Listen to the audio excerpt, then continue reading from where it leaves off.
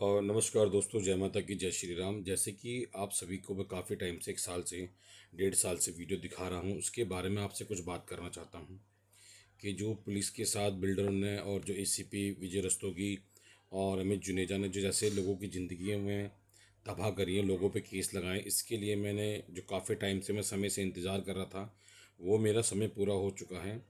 और मैं अब जो चीज़ करने जा रहा हूँ उसके लिए आप सभी का समर्थन चाहिए मुझे। और समर्थन के लिए जैसे भी मुझे देश के अंदर बातें उठानी पड़ेंगी, उस देश के लिए मैं बातें उठाऊंगा और मंदिर और धर्मशाला को बचाऊंगा, चाहे इसके लिए मुझे कुछ भी करना पड़े।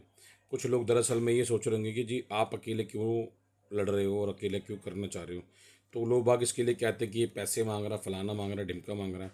आपको पता है, जब कोई देशभक्त लड़ता है या कोई भी लड़ता है तो उसके ऊपर आरोप तो आरोप लगाए जाते हैं। जबकि आपको सबको मालूम होना चाहिए कि जो अमित जुनेजा है उसने खुलेआम बहुत कांड किए हैं और पुलिस उसका बेखौफ साथ दे रही है और बड़े बड़े जो महकमे के कर्मचारी हैं वो उनका साथ दे रही है, मगर ये ज़्यादा दिन तक टिक नहीं पाएगा।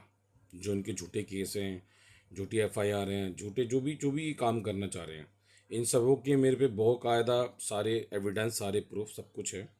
और जो इनके साथ में जो हमारा झगड़ा हुआ था रोड के ऊपर, हम अपनी जान बचाने के लिए, हमारे अपने परिवार की जान बचाने के लिए हमने पत्थर फेंक के मारा था। जाफी को काफ़ी जो लोग थे हमारे पे जो चिपट रहे थे, हमारी जो बीवी और हमारी जो घर वालों की जो औरतों के ऊपर जो गलत काम किया था, उसको लेके हम काफ़ी चिंतित थे और बहुत ज़्यादा परेशान थे। हमने जितनी भी कंप्लेंट्स करी हैं, जितने भी कुछ भी करा, हमारा थाने से लेके और ऊपर तक किसी ने कोई कार्रवाई नहीं करी। यहाँ तक कि 30 हज़ारी कोर्ट में भी इन्होंने, पुलिस ने बहुत अच्छे से अपनी बातें रखी हैं और काफ़ी चीज़ों को दबाने की कोशिश कर रहे हैं। मगर मैं इस केस को सीबीआई के अंदर ले आना चाहता हूँ। अगर मैं गलत होता, या ये तुम जान सकते हो सीबीआई में केस कब जाता, जब छोटा कोई केस होता या कुछ होता तो मैं नहीं लेके जाता, मैं कहता यही सब कुछ समाप्त होना चाहिए। मगर उन्होंने बहुत अच्छे से एक बहुत बड़े माफिया को, बिल्डर को बचाने के लिए इन्होंने षड्यंत्र रचा बहुत बड़ा, जिनमें कि काफ़ी लोगों को बहुत कुछ दिया गया। और एसीपी विजय रस्तोगी, जो जिनका रिटायरमेंट से पहले 2 साल उनको सदर बाजार के अंदर मिले थे, 2 या 3 साल मिले थे, खुल के भ्रष्टाचार किया पुलिस के रहते होते हुए भी। और किसी ने भी कोई भी कंप्लेंट करी, कोई कार्रवाई नहीं हुई है। बस और कुछ नहीं हुआ है। उन्होंने अपनी पुलिस महकमे ने अपनी बातें, अपने लोगों को बचाने के लिए हम पे गलत कार्रवाई करी गई और गलत सब कुछ रखे गए, जो कि मैंने एक चीज़ अपनी वीडियो में दिखा रखी है। और मैं आप सभी से एक ही बात और कहना चाहता हूँ कि इतना बड़ा हादसा होने के बाद भी मैं यहाँ पे टिका हुआ हूँ। यहाँ तक कि मेरी आंखें देख रही होंगी और मेरे हाथ, मेरे पैर, मेरी बहुत कुछ चीज़ें उन्होंने ख़राब कर दी। मानसिक तौर से भी मुझे बहुत ज़्यादा परेशान किया जा रहा है। मगर उस ईश्वर का और उस भगवान का मैं शुक्रिया करना चाहता हूँ कि मैं इन चीज़ों से डरने वाला नहीं हूँ, झुकने वाला नहीं हूँ। अगर आप सभी लोगों को मेरे से इतनी आपत्ति है, एसएचओ, एसीपी, डीसीपी, कमिश्नर, जो भी हैं, इन लोगों को मेरे जिस जिन मतलब जो भी इन कामों के अंदर है, जो नहीं है उनको लेके नहीं है, तो भाई मेरे को मार दो। ठीक है, मुझे मार दोगे तो मैं धर्मशाला को, मंदिर को और जो लोगों के, दुकानदारों के ताले तोड़े तो मैं आवाज़ नहीं उठा पाऊंगा। अगर मैं जिंदा हूँ तो मैं आवाज़ उठाऊंगा, उठाऊंगा, चाहे किसी भी हद तक जाऊंगा। अब जो मैं मुहिम चलाने जा रहा हूँ, या मैं जो भी काफ़ी टाइम से, मैं 6 महीने से कह रहा हूँ कि मैं एक मुहिम चला रहा हूँ, मुहिम चलाता हूँ, तो उसके लिए भगवान ने मेरे लिए एक बहुत अच्छी चीज़ भेजी है, जिससे मेरा केस सीबीआई के अंदर जाने के लिए रेडी हो जाएगा। मगर उसके लिए मुझे जो लोग सामने नहीं आ सकते, इन माफियाओं के, पुलिस के आगे नहीं आ सकते, पुलिस के आगे कोई नहीं आ सकता, क्योंकि पुलिस के खिलाफ बोलने का मतलब है अपनी जान को मौत की घाट उतारना। जैसे कि मैंने अपनी ज़िंदगी को मौत की घाट उतार रखा है।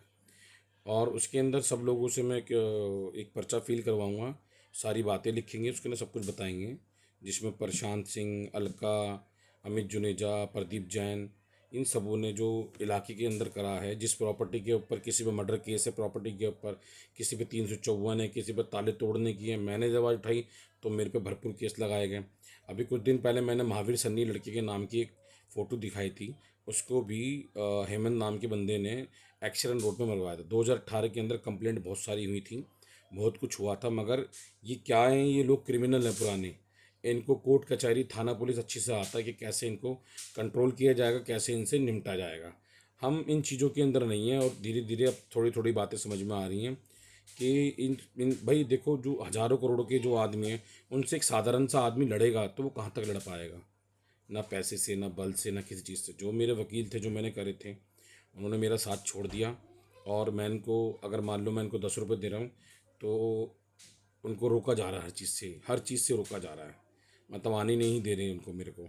और आप मान सकते हो, सेटिंग कहाँ नहीं हो सकती, कोर्ट में भी सेटिंग हो जाती है, आप मान सकते हो। और पुलिस हेडक्वार्टर पे भी सेटिंग हो सकती है, मान सकते हो। मगर ये चीज़ें उठाने के लिए मैं आपसे एक बहुत गहरी बात कहने जा रहा हूँ। ये चीज़ उठाने के लिए, पर्दा खोलने के लिए, आप सभी लोगों को, मुझे और मेरे परिवार को बचाने के लिए एक मैं मुहिम चलाऊँगा। उसके अंदर आप सब लोगों का मेरा एक वो होगा, सीबीआई के अंदर केस ले जाने के लिए मैं आपसे हाथ जोड़ता हूँ कि मैं सारी चीज़ें झेल लूँगा। और मैं गलत चीज़ नहीं बर्दाश्त कर सकता। जब उस दौरान के अंदर सोचो कि भगत सिंह जी को, जब हमारे लोग इतने एक्टिव नहीं थे, इतनी सोशल मीडिया नहीं थी, जब उनको मौत के घाट उतार दिया गया हमारे ही लोगों ने, हम जैसे ही लोगों ने जब उस टाइम खड़े होके भगत सिंह जी को मार दिया, काफ़ी लोगों को मार दिया। एक आईपीएस को मार दिया, दलित आईपीएस को उन्होंने सुसाइड कर लिया। एक काफ़ी सारे लोग हैं जिनको जो सुसाइड, सोचो जब आईपीएस जैसे लोग सुसाइड कर रहे हैं, तो मैं कहाँ तक मुझे टॉर्चर किया जा रहा होगा। मैं एक बहुत बड़े बंदे का नाम नहीं खोलना चाहता, वो मुझे इतना प्रेसाइज कर रहे हैं, इतना इतना प्रेशर बना रहे हैं, मेरे पर प्रेशर बना रहे हैं कि मुझे खुद कुछ लोगों के, महकमे के लोगों ने बताया कि भाई अमित जुनेजा बहुत तगड़ी सेटिंग करे बैठा है, बहुत ज़्यादा पैसे लगा रहे हैं आपको मरवाने के लिए, आप पर केस लगाने के लिए। जैसे ही मेरे पे हेमंत ने केस लगवाया, उसको गाड़ी गिफ्ट करी, जहाज़ की टिकटें गिफ्ट करी, दुकान खुलवाई उसको, मेरे को, ताकि उन्होंने कि 10-20 लाख रुपए, इसने 2 केस लगे, 10-20 लाख इसको दे दो। वेद प्रकाश का लड़का है, बीसीए इलाके का, तड़ीपार था, 18-18 केस है इनके ऊपर, जिसमें मेरे में भी नाम लिखवा दी गई हैं। मेरे पे सारे केस और सारी चीज़ें झूठी हैं। मैं इस चीज़ के लिए गवाह हूँ, और मैं, मेरे साथ के मेरे परिवार के लोग गवाह हैं। मैं हर चीज़ को बताने के लिए तैयार हूँ। और मैं आप सभी से और ये कहना चाहता हूँ कि जैसे कि ये वेद प्रकाश जी हैं, वेद प्रकाश जी का बेटा है, उनकी वाइफ है, वेद प्रकाश जी की वाइफ जो कि हमारी माँ हैं, उन्होंने हमारा नाम थाने के अंदर कपड़े फाड़ के लिखवाया था। जब भी ये बात मैं किसी को बताता हूँ तो सब लोग मतलब इतने चिंतित हो जाते हैं कि मैं आपको बता नहीं सकता। और एक औरत अपने बच्चों को मरवाने के लिए दूसरी औरतों को सुपारी दे रही है, मतलब आदमियों को सुपारी दे रही है, मैं आपको बता नहीं सकता। मगर हम तो चाहते हैं कि जी, जो भी प्रकाश जी की बच्चे हैं, औलाद हैं, वो ठीक रहें। मगर अंत तो अलका का और रामेश्वरी का, विक्की का और वेद का होएगा। ये भगवान के आगे है, सब कुछ है, जिन जिन ने करा इन चारों के अंदर। आज तुम लोग सुखी हो, हम दुखी हैं, तो कोई बात नहीं, समय के हिसाब से सब ठीक होगा। मैं तो एक बात जानता हूँ, बालेश के और अलका के तो ऐसी लाठी लगेगी कि इनको अपने आप समझ में आ जाएगी। जब इनके तीतर बीतर होंगे ना, इनके घर के ऊपर वाले क्या लड़ेंगे। और रामेश्वरी को तो मैं भगवान चाहता हूँ, उसको मौत ना मिले, भगवान तड़फ तड़फ के मरे। मैं तो हाथ जोड़ के यही कहना चाहता हूँ। और उसको लड़का बीसी इलाके का विक्की, जिसके 18-18 20-20 केस लगे हुए हैं, 8 साल की लड़की का बलात्कारी का केस लगा हुआ है इसके ऊपर, सब कुछ लगा हुआ है, डकैती लगी हुई है, चोरियाँ लगी हुई हैं उसके ऊपर, सब कुछ लगे हैं। लोग घर में, मतलब मैं आपको कह सकता हूँ कि इलाके के अंदर जाके पता करें कि उन्होंने क्या करा। अमित जुनेजा ने जो किया था, वो बाड़े के बदमाश, सदर बाजार के बदमाश, जब तक जिस इलाके के अंदर जो भी प्रॉपर्टी होगी, वहाँ के आसपास के बदमाश देखता है। वेद प्रकाश जी ने साफ कह दिया कि भाई, वेद प्रकाश की लड़की ने साफ कह दिया, भाई मेरा भी इसमें हिस्सा डालोगे तो हम तुम्हारी इस प्रॉपर्टी के अंदर काम करेंगे, नहीं तो नहीं करेंगे। उन्होंने काम करके दिया, अमित जुनेजा खुश हो गए। मगर ये मैं साफ कहना चाहता हूँ, अमित जुनेजा काफ़ी दिन तक नहीं चलेगा। सच्चाई सबके सामने आएगी, देश के सामने आएगी, चाहे कैसे भी आए, आएगी और आएगी, 100% आएगी। और मैं वेद प्रकाश जी से भी कहना चाहूँगा, जी वेद प्रकाश जी, आप जो दुनिया को दिखाते हो ना झूठी शान, झूठा ये कि मैं ये करूँ ये करूँ, अरे भगवान से डरो।